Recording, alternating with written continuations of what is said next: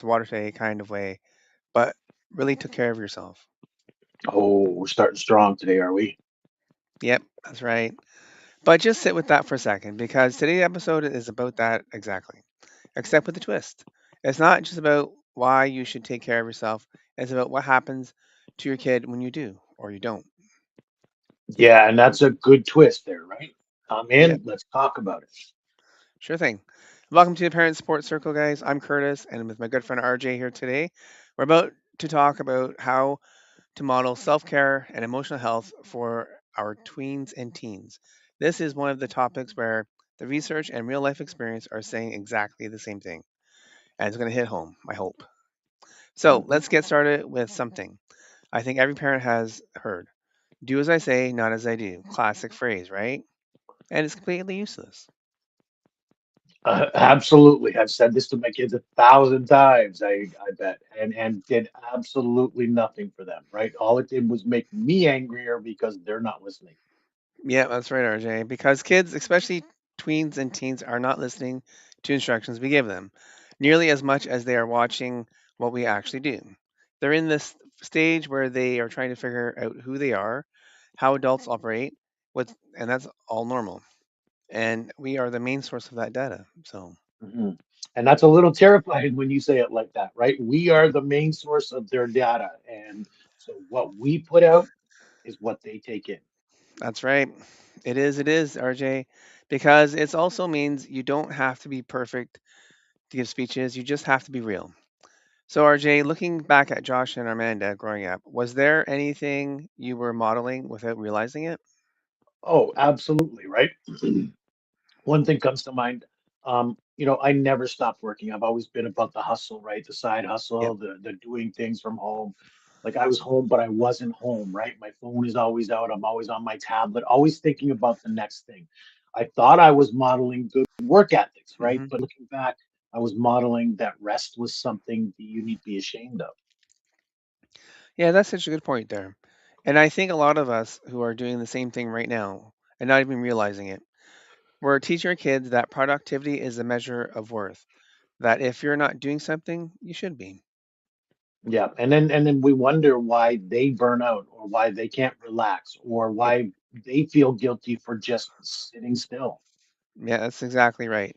So the first shift is just awareness. You're always teaching. The question is, what are you teaching? Hmm. Right? So I want to talk about what self care actually looks like for a busy parent because I think the word itself has been ruined by candle ads. But candle ads are nice though, right? Come on. Yeah, candles are good. I like them. Now, what we're talking about, I'm talking about the small, consistent things. Taking a walk and actually telling your kid why you're doing it. I need to clear my head. I'll be back in 10 minutes. Eating an actual lunch, sitting down, not over the sink while answering emails, which, yes, Hmm. I'm sure many of us have Guilty. done at some point. Yep. Yep, guilty. Yep. We all are at some point being guilty of doing these things, but saying no to things without a five paragraph explanation of for why you're doing it, and then going to bed on time, calling your friend, then when things are hard instead of while knocking through it alone. Yeah, that last one is a big one, right? I think our generation, especially, there's this idea that needing people is a weakness, right? You Yep. just handle it. And I think Yeah. that's one we need to break. Yeah. Kind of like a lone wolf idea, right? Hmm. Yep. And our kids see that. They see us never asking for help, never admit we're struggling, always, oh, I'm fine. And then internalizing that, it's what strength looks like. When really that's just our own isolation dressed up as toughness, right? I Yep. don't need others. And but really, truthfully, we need everybody. Yep. For sure, RJ. That's perfectly said. So when you walk and narrate it, when you call a friend, when you put the phone down during dinner, every single one of those lessons, you're not giving a speech. You're just living in a way your kid can learn from. Yeah, I will say this one thing that I wish I'd done more with Josh and Armanda was just talk out loud about what I'm Hmm. doing and why, right? I would take care of myself sometimes, but that was invisible to them. I just went and did it, right? I went off in Hmm. nature. I went and spent time by myself. Just shut off, shut the phones off, shut the devices off. but I was by myself and nobody's seen it, right? No, I Yep. never framed it for them. Right. Right. And that's the difference between modeling and just, well, existing. The narration itself makes it land for your kid. So here, want to hear a little tip, Yeah. RJ? Yeah, tell Little us. tip for today. So the next time you take a walk, skip a comment or call a friend for support. Say it out loud. Not a lecture, just sentence. That's a teaching moment for the kids. Absolutely.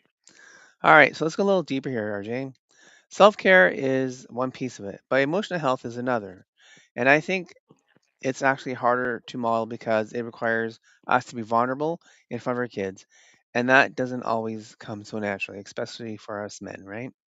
Absolutely. And look, I grew up in a house where emotions were not really discussed, right? Yep, You felt things, but you didn't talk about them. So when Josh was a teenager, he was clearly struggling. I yep, didn't know how to open that door because I'd never seen it open for me. right. And that's the cycle, right? We parent from the playbook we were given, which is our parents. And if that playbook has a chapter called Stuff It Down and Keep Moving, Hmm. Yep, that's basically chapter 1 through 5, right? yep, for sure. So, what does emotional modeling actually look like? Good question, right? The Yep. simplest version is naming what you're feeling. Say it out loud, say it in front of your kid. I'm feeling frustrated right now. I'm a little anxious about something at work. Today was very heavy and I'm still processing it. So, you're trying to Yeah. And name it, right? yeah, exactly. And I've noticed Amanda, she's really good at this now. And I don't know where she got it from. Yep. Basically, what? I think maybe her mom modeled it well too, maybe, um, because she picked it up, and her mom was much better at that than I was. And Yep. Amanda just she can name her feelings, right? She has Mm. words for things. She opens up and expresses what's going on in her life. Well, that's pretty good, RJ. And that skill is everything because kids who can name what they feel can begin to regulate it. Kids who can't just kids who can't name it just, well, they act out. I've probably seen that. And Mhm. then we're left wondering why they explode over nothing. Right. It wasn't nothing, right? They just didn't have the words for what was going on for them. Exactly. So we are giving them words by using our words ourselves. And here's the other piece I really want to talk about because I think this one is the most underrated parenting skill there is, the repair. The repair, tell us about that one, please. Yeah. So because we're going to lose it sometimes, as it happens obviously, you know how it works. We're going to snap, we're going to say something sharp that we said but we don't mean it. It happens. But when you what you do after that is where the real teaching lives. I had to learn this one the hard way, and I can think of a specific instance with Josh where I raised my voice over something pretty small, right? And I could Yep. see it on his face, like that landed wrong, right? And I just kept Hmm. going back with my evening, just thinking about it, and didn't come back to it. You know what I mean? I Yep. didn't go back and apologize, and I still regret that to this day. Yep. Yep. And it's not too late. For the record, Josh is an adult now. You can still have that conversation. Maybe I will. Absolutely. Like it's still you're always right. You know what? Even just apologizing, say, look, do you remember that time when? Well, you know what? I handled that poorly. That was on me. Yep. Okay, Josh is an adult, but you can still always open up those relationships to a different level, Yep. right? And Yep. that's what this show is about, is giving people those tools to help them figure it out so that they don't get put in these positions like I've been with my kids. Yep. Right on, RJ. That's pretty good. Pretty good share there. Thank you. But in the moment, in real time with your kid, you're coming back saying, "Hey, I shouldn't have raised my voice. I was stressed about something and I took it out on you. That wasn't fair, Mm, and I'm sorry." That's one of yeah, the most powerful absolutely. things you can do because you're showing them adults make mistakes, adults own them, and adults repair. And that's exactly what healthy relationships look like, right? Yep, Rupture and then repair. They need to see that. absolutely, RJ. Because you know what? A lot of kids never seem to model it. So when they are hit with conflict in their own friendships or relationships, they don't know what to do. They either blow up or they shut down or ignore the other person, right? And that's awkward too because you want to talk to the person again and it isn't going to work, right? Because no one Yeah. showed them how to do the repair option, right? Yep. So, a little tip here: the repair after you lose it is some of the most powerful modeling you can ever do. It shows your kid exactly what accountability looks like in real life, not just in the theory. So Yeah, accountability is a good way to learn as well, right? great tip. Perfect. So let's get practical. I want you to give your parents some actual language here because sometimes knowing what to say is the whole battle. So RJ, when's a time you could have narrated something out loud but you didn't? Well, therapy is actually a good one, right? You guys Yep. hear me talk about it on the show where I sought therapy at a certain point in time. But when I was going through it, when I started to see a therapist in my 40s, Hmm. I never told my kids, I never told my family, right? I thought it would worry them or that they'd think something was really wrong or even think less of me because I had to see a therapist, right? But Yep. honestly, if I had said, hey, I talk to someone because it helps me think through the hard stuff. I think that would have been a gift for them because Joshua still to this day has a problem opening up and talking to people. Yep. That would have been a pretty massive gift, eh? But you don't know at the Yeah. time, you know? Because one of the biggest barriers to teens getting help when they need it is that they need to think about what help means. Something is seriously wrong with them. You know, they think it's a big problem. If if they've seen you go through therapy like it's just normal Tuesday thing, that changes everything. And also they have all the 1-800 number for kids too, right? And sometimes they just don't use Mhm. it. Even though they could have access to it, they just Yeah. don't feel they should. And of course, look, therapy is a private moment, right? So if Yep. they, you know, if we open up and say therapy is okay, right? Then we let them know, but and we also have to give them the time to go and have that private moment, right? Yep. So they just say, you know what, give me a moment, and meanwhile they're going off to call that number. How do you know? But you know what, let them have that moment because we don't know what it's Yep. for, and it is them trying to get some self-care going. Yep, for sure. So here are some language to borrow. Instead of just going for a run and disappearing, so I'm going for a run and exercise is how I manage my anxiety and I always feel better after, which very true. Mhm. Instead of just putting the phone away, try to say, I'm turning my phone off for now for about an hour. I need some quiet time to reset. Yeah, I love that, right? It's not a lecture, it's just a sentence. Yep, it's like qualifying, right? So Yep, with that sentence, that's all you need to do. And the cumulative effect of those sentences over years is a kid that grows up knowing that rest is allowed, that emotions are real and nameable, and is asking for help is something is healthy, right? So if you need some yep. help, it's healthy to ask for help. Yeah, it's that drip, drip, drip parent method. You know what I mean? Yeah, I love it. Letting this stuff out slowly. Yeah, I love that, RJ. So it's not one big conversation, just consistent, visible, honest living. So it's like little things at a time, right? Yeah, So, all right, let's land this thing. Let's finish it up. I want to give you a few things to try this week, not homework, just invitations. So, pick one self care habit and do it out loud. Narrate it, one sentence, that's it. yep, Two, the next time you feel a strong emotion, try naming it instead of just hiding it.